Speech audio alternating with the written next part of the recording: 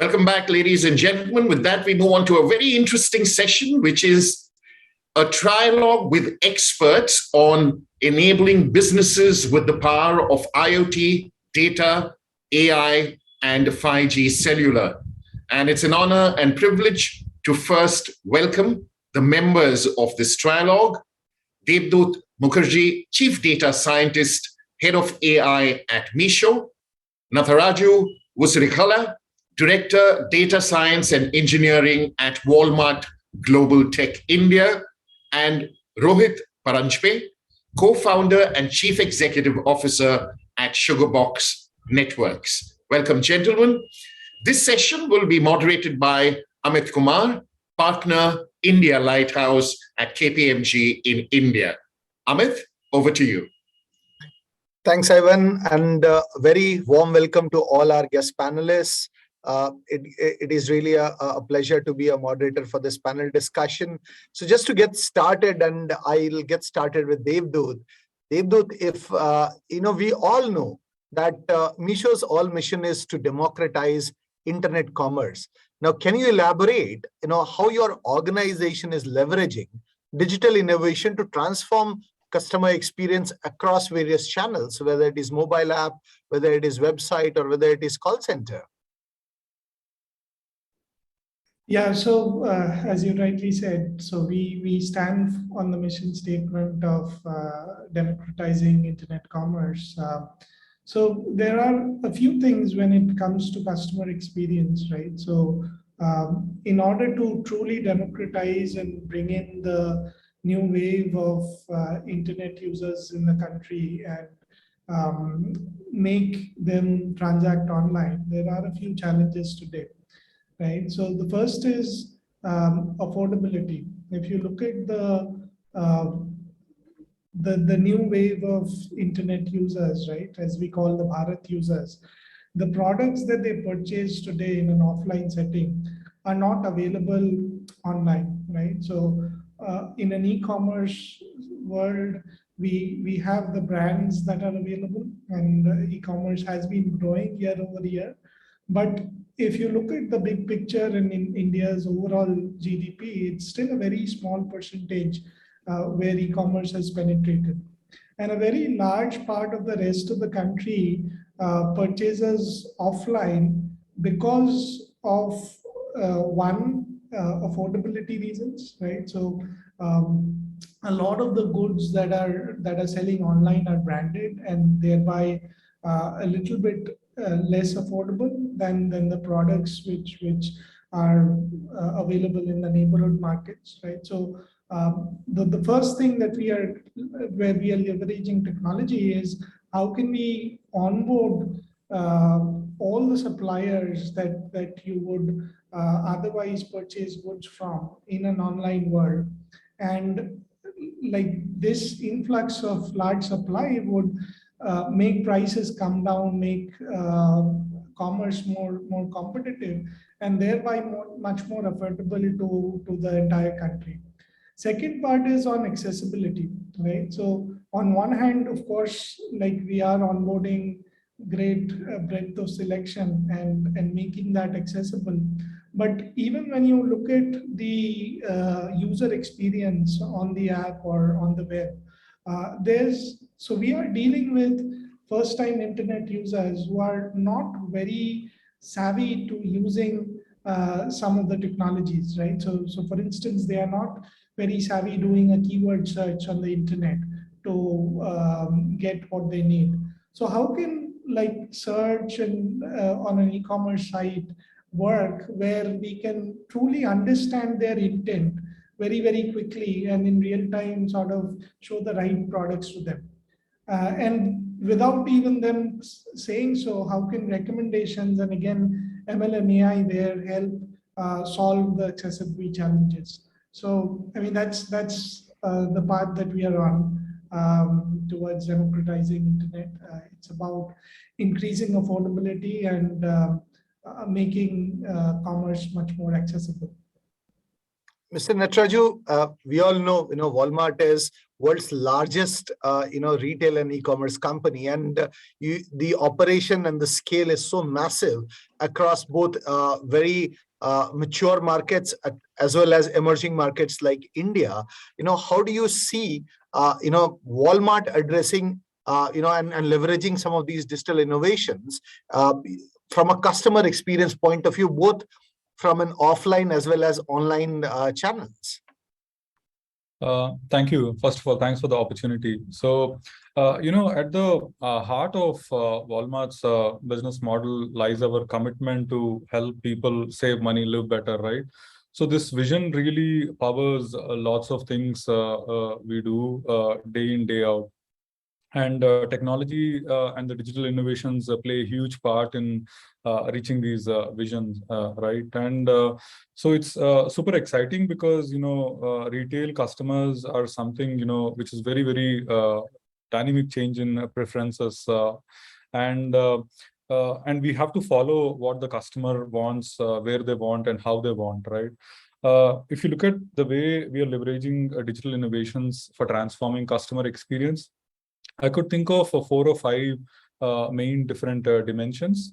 One is, convenience. So increasingly, customers want more convenience in the way they want to shop, and the way they want to pick up their products. Sometimes, it could be in-house. They want the items to be delivered inside the house. Second is, the choice, right? I think Debdoot also pointed out, the preferences of the customers are some want to shop online, some want to shop, physical. While they're doing physical, maybe they want the customer preferences to be, seamlessly transferred from one to the other, right? So providing these choices for the customers also becomes a very, very important area. And the third area is, extending on the choice on the personalization front. There is a large expectations from the consumers that we know about their preferences as much as possible, so that, we don't just provide them a typical experience for anybody, right? They are expecting a lot more individualized experience. For example, recently we launched a AI and AR VR powered solution where customers can do a virtual try-on some of the apparel which is there on Walmart. So that's the third part. The fourth and the fifth part are more around speed of delivery. So the customers are also expecting us to, provide what they want at fastest speed. I mean, in India, especially, there is even hyper speed expectations, right? But in general, the customers' preferences are more towards, they would like to purchase these options, if you're able to deliver them at the speed at which they're anticipating. To top it off, one of the way the digital innovations are powering is this changing customer behavior is the customers want all of the above at the best price point, right? So how do you do that at the scale at which Walmart is providing? So we use a bunch of different technologies, like the example I told you on the personalization, for meeting all these 5 dimensions of customer experience. That's really great, Nataraju. But then again, all of this wouldn't be possible without a digital connectivity at the scale that we are talking about. And that's where, I would like to bring in Rohit to talk about, SugarBox is disrupting the market today. And you guys are at the cutting edge when it comes to digital connectivity, 5G cellular. So, can you talk about, how are you guys actually disrupting and enabling affordable and accessible digital connectivity? Sure. So Amit, I'll actually start the conversation by talking about how the internet has evolved. Right? I think 30 years back, the internet was actually about connectivity. Right? How do you connect the length and breadth of the earth so that people can communicate with each other? Today, if we really observe what we do with the internet, right, barely 5% of it is communication. 95% of it is actually access to the cloud. So it's not really so much about just the pipe anymore, and which is where the sort of 2 core problems or 2 core nuances of how the internet works today. The first is that the cloud is very far away from the user, right? And that is why you would have seen a conversation of the edge start at the start of this decade. So yes, this decade is very much going to be about the edge, and 5G sort of lays the groundwork for it, right? So that's the first part.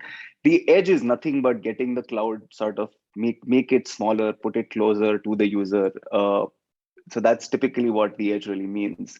The second core part of the nuance of how the internet works is how much ever the internet infrastructure side scales, you are still dependent on that one connection to reach this entire infrastructure at the back, right?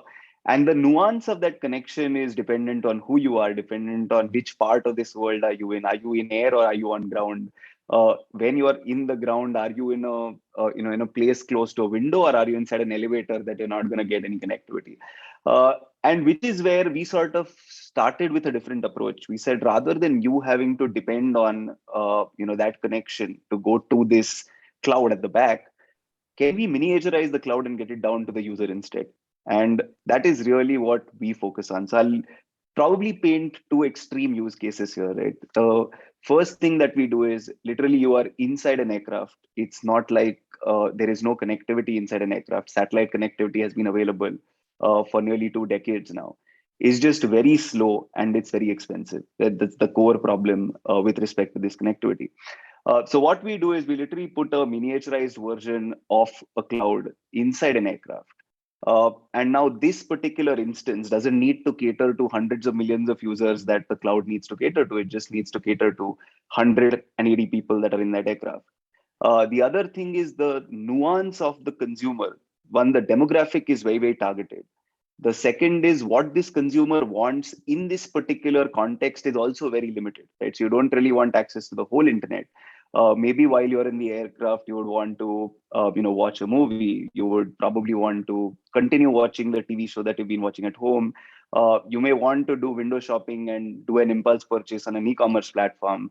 Or you may typically want to look forward to the destination that you're going to arrive to, search about places there, search about restaurants, hotels, so on and so forth, maybe book something, or probably get an onward transport back to wherever it is that you're going, right? From the airport to the place that you need to go to. And logically, we can predict what is it that the user would want. We could pre-cache a bunch of this data onto that edge fragment itself. And then we can expose the compute available on that edge to digital services like a Walmart, like a Meesho, like a OTT provider, so on and so forth, so that their native platforms and their native apps can continue working for the user, whether aircraft has internet connectivity or not. So that is really what we power. Obviously, if there is no internet connectivity, what you can power is slightly limited. I can't show real-time inventory, real-time pricing, so on and so forth. If there is connectivity, you can obviously use a lot more, do a lot more. The same scenario when we go to a village is entirely different. At village, again, the problem is very, very different from that of an aircraft. Most of these villages are far too remote. It is impossible to connect them via terrestrial connectivity. The second core part that comes is, even if we started connecting it, the big question that comes is on viability of putting infrastructure for that village, right? The economic model doesn't work. And again, this is where we go deploy an edge. And in a particular village, there are various different use cases that we drive, right? And coming to the conversation at hand right now, in villages, it's not just about giving people entertainment or access to social media. It's also upskilling. It's also education. It also is government services and government information and access to everything the government is doing for them. It also goes beyond that, because what is happening is a lot of companies are now starting to work on agri-tech, for example, and they're deploying IoT sensors all across. The IoT sensors also can't work because the tunnel to the cloud is not seamless enough, right? So we actually power a lot of localized use cases wherein the sensors can just talk to the edge and take localized decisions, wherein you have a model that's in the cloud. The cloud model is then transported to the edge to take local decisions. The local model learns, the global model learns, and they keep exchanging information wherever connectivity is available. So that is really what we do in a village, and then the same can be expanded across various different use cases.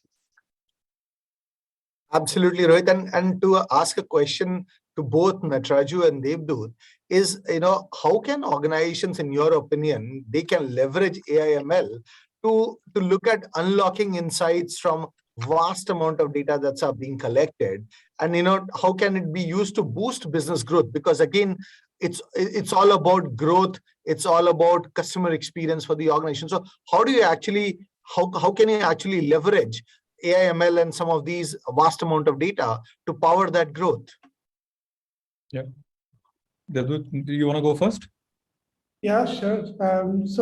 As you mentioned, I mean, there's structured data and unstructured data, and both of them are really available at massive scale, right? So if you look at an e-commerce company, or even the same goes for social media and an internet company, all of your understanding the user is based on the trail that they leave on the platform, right? And these are like event logs of clicks, conversions, every action that a user takes, right? That trail that customer or the user is leaving on the platform is the basis for user understanding, and the basis for any kind of personalization that you're doing on the platform, right? So like this is petabyte scale data on a daily basis. You need to crunch them through ML models, because that's the only way to process them and make sense of them. And this powers every touch point of user experience, right? So be it recommendations, feed ranking, the ads that you show, the search results, everything is being powered by this data, which is at massive scale. The other kind of data, unstructured, so there again examples of for instance, in an e-commerce setting, the products that are getting uploaded, the images that are getting uploaded by the suppliers, or even the reviews that are getting posted on the products by the customers, right? So all of that is image, video, and sometimes free text data. And you again need to mine that to understand what's going right, what's going wrong, to get an in-depth understanding of the product, right? Without someone actually filling out the attributes, purely through computer vision and NLP, can you make sense of the product in the same way as a customer would make sense of them, right? So it's about mimicking the user's understanding through these eyes and ears and that ML and AI is providing today, right? So, and that again is powering different use cases, be it visual search, be it cataloging. So like all of this is being powered by ML and AI today. So Nataraju, what I'll do is, it's a very broad area, but then I'll pick on very few. So how do you use ML and AI to have a differentiated customer experience? So the word is differentiated, because obviously ML and AI can be used to do many things, but how do you use it to differentiate a customer experience and then do hyper personalization right to the individual's level? Yeah, no, I think that's a good question. So broadly, just to start where Debdoot left, I see the way AI/ML powering a lot of business decisions, right? In two main ways, right? One is, how do you provide this great customer experience so that the customers want to engage more with you, and that helps your drive the top line revenue component. And the other part is how do you leverage AI and ML to kind of really do it efficiently. Whatever you're doing, can you do it efficiently, again using historic data and customer preferences from the past.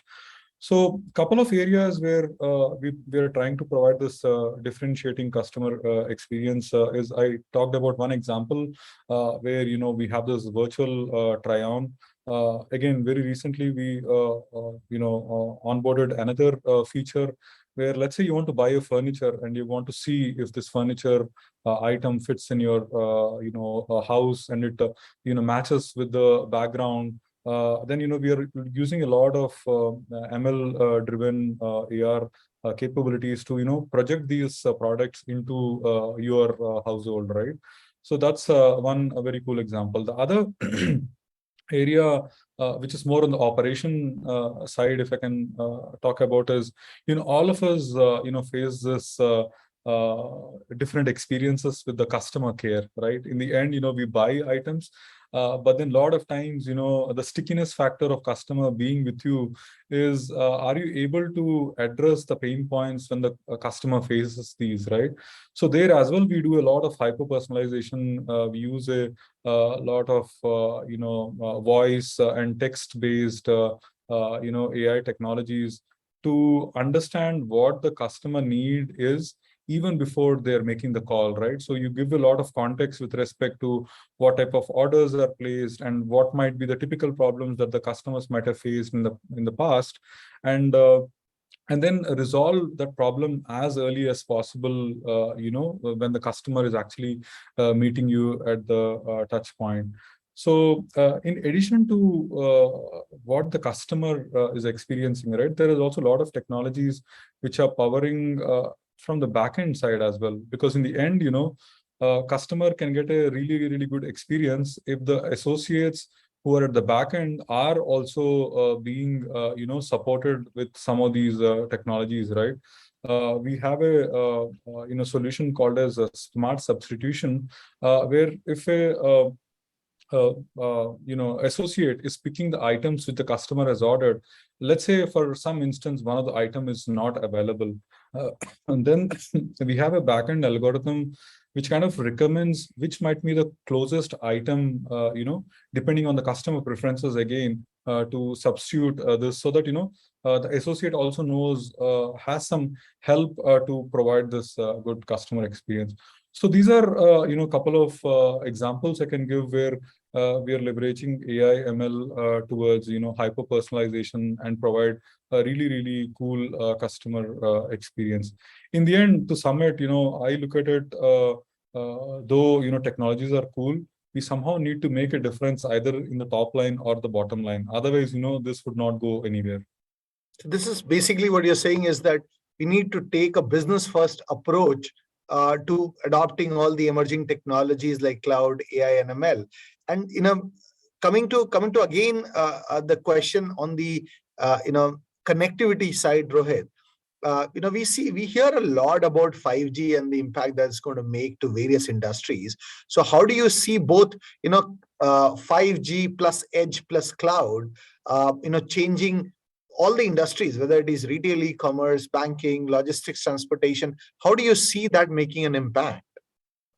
Sure. Amit, I'll answer that in two parts. I think there are two sort of sides to 5G, right? We always feel a newer technology is going to transform everything around us. Never really happened that way.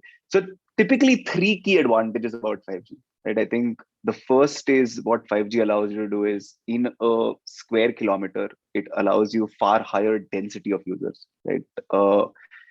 The interesting part, and why I make this point, is it's not about density of human users. It's not about you and I anymore, right?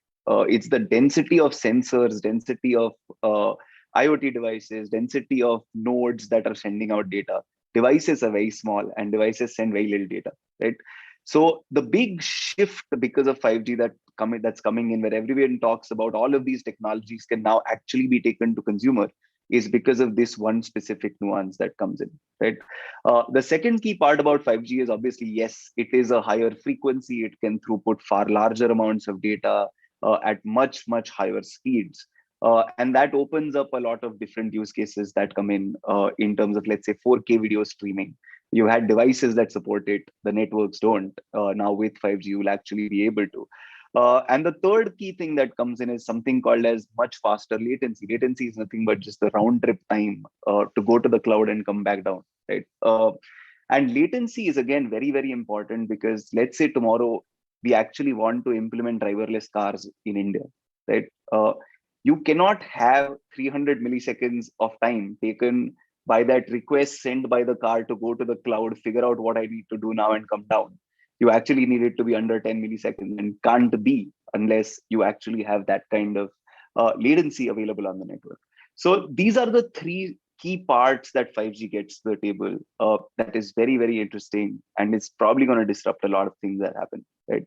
But the downside of 5G and the downside of any higher frequency network is that as the frequency increases, the penetration decreases, right?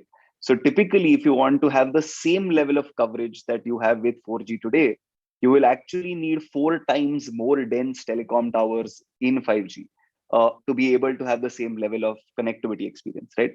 So typically what 5G is really going to do is 5G is going to open up all of these new use cases that we've been speaking about, right? Be it IoT, be it AI, be it ML.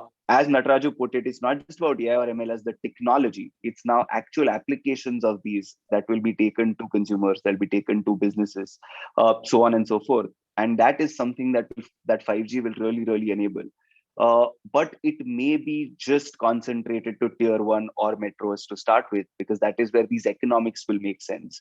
That is where these use cases would actually be taken to market to impact the top line and the bottom line, so on and so forth. But I think the second key piece that 5G gets to the table, which is again very, very interesting, is that the networks and the cloud providers will now actually start playing a very active role in, let's say, the customer experience problem that you spoke to Nataraju about, right? So it's not just about what the digital apps can now do on the front end. I'll give you an example of what we've been doing with respect to this. We've actually been working with an OTT provider to use AI and ML to predict what kind of content on their platform would, let's say, get consumed inside an aircraft versus inside a local train versus inside a metro train versus inside a hotel, inside a mall, inside a hospital, right? And now what happens is, if you're able to predict this and prefetch that content already, the experience of the consumer is now going to be super fast, right? So literally we have buffer free. We say you can actually stream 4K video and it will be buffer free, so on and so forth. It's not just this, we are now actually taking it a step further to figure out, for the type of consumers and consumption that is happening at these places, what ad campaigns that are available across networks would actually be relevant. And now we are pre-populating those ad campaigns at the edges. So there's a lot of active role that the networks and the infrastructure side can start taking in. And that's really what I believe 5G is going to enable a lot, right? It's collaboration across stakeholders in the ecosystem to actually drive benefits to consumers and businesses. Very interesting. Actually, what I see is that 5G is going to bring in more and more data, and the amount of, I was thinking that we are already crunching a lot of data, but then I realized that 5G is going to get even more. And with this, I think we have already concluded our allotted slot. And thank you, everyone, Rohit, Nataraju, and Debdoot. Thank you so much for your time. Pleasure talking to all of you. Back to you, Ivan. Thank you. Thanks, Amit. It was a pleasure listening to all of you. Some great insights that were tabled on the power of IoT, data, AI, and 5G cellular in terms of enabling businesses. I really had some great takeaways from this discussion, and I'm sure the audience has too. I'd once again like to thank Debdoot, Nataraju, and Rohit for taking off time from their busy schedules and joining us at this summit. And thank you, Amit, for doing a fantastic job of moderating this trialogue. Thank you. Thank you, everyone. Have a great day. Nice talking. Thanks. Do stay tuned in, ladies and gentlemen. We will be back on the other side with a special address.